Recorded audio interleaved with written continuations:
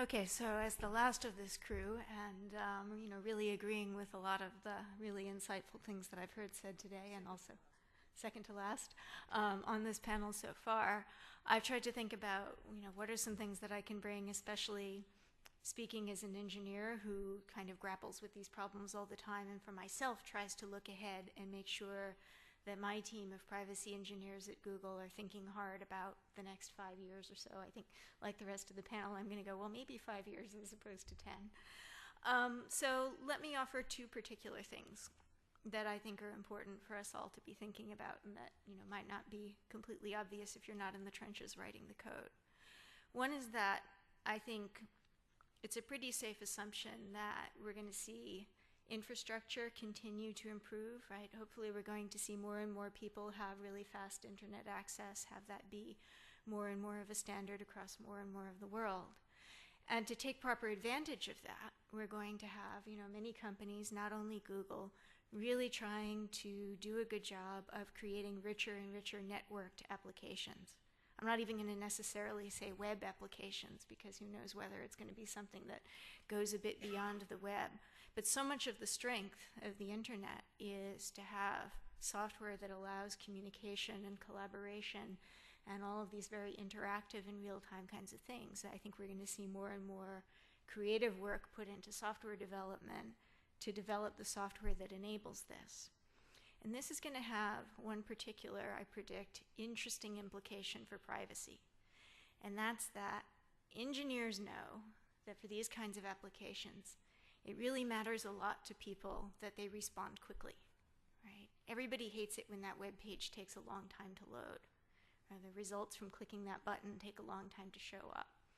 So engineers, even from way back before the internet, when it was just your personal computer, one of the things that we think about sort of automatically, one of the tools in our toolkit, is to think about how to build systems that are going to move data around in clever ways so that everything responds fast.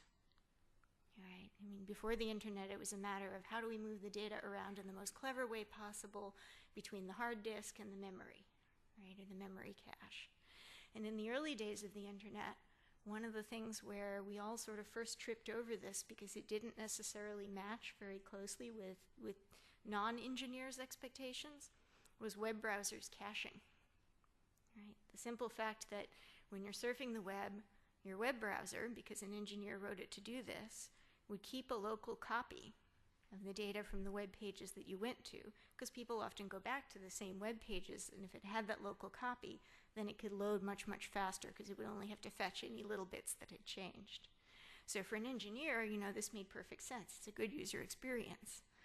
But it didn't necessarily fit how a lot of non-engineers were thinking about where they expected data to, well-behaved data to stay, and under whose control it was, and what it meant if someone was making a copy.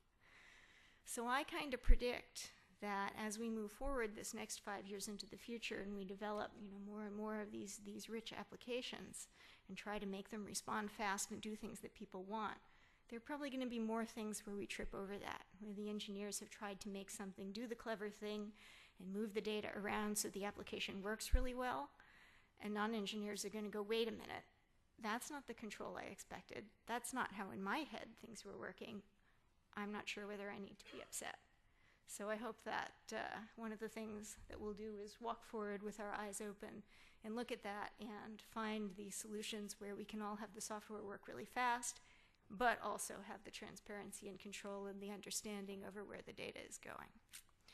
The other thing that I want to highlight for you, I think, builds on some of the points that were made earlier about that there's probably less and less going to be this clear division between the digital world and the real world, right?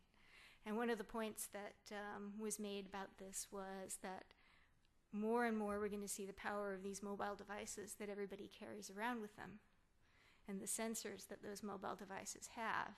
And one of the terms that we're hearing a lot now is sort of the Internet of Things, right, as being how the internet extends not just to our computers, but to our cell phones, maybe even to our radios and our microwaves and all of these devices that have some kind of smart transmitter in them and somehow can be gathered into this network and be utilized to record information, to try to make the whole system work smarter, to do these various good things. One of the things that I want to push a little bit further on that for is to make the point that as those cell phones or those mobile devices get cheaper and more powerful, as they have more and more computing power and as they have more sensor ability, we really need to push to see each person carrying one of those things as an actor who might collect data that might or might not be theirs, right? They become sort of the data gathering peripherals of the internet, and that this can enable some wonderful things, but it can also enable, I don't know how many of you were comic book readers as a child, and you know, some of the sorts of things that used to be advertised in the very back pages of comic books, where you had sort of the X-ray specs and the spy device and so on. You know, I think we need to start to really be thinking about a world in which that kind of thing all of a sudden does work, and what kinds of checks and balances we're going to have on that.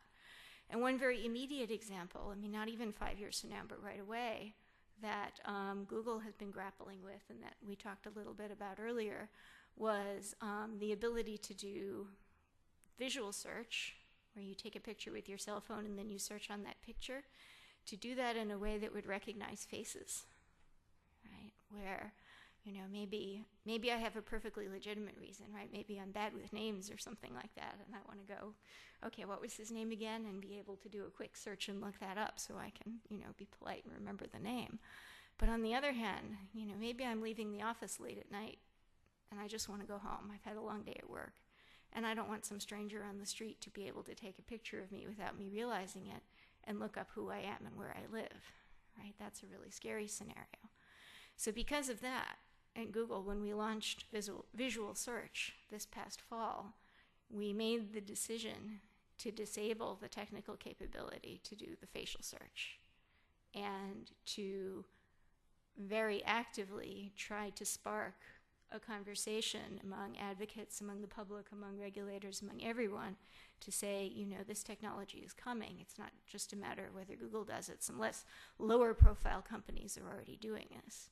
We really need to have the conversation as a society about what kinds of checks and balances we want on this, what kind of controls we expect. Because it's not only that, you know, that one's coming, it's sort of the first example, I think, in what's probably going to be a much broader set of things that can potentially be done as these little mobile cheap devices we carry around have more and more computing power and more data capture power. And I will end there. Thank you.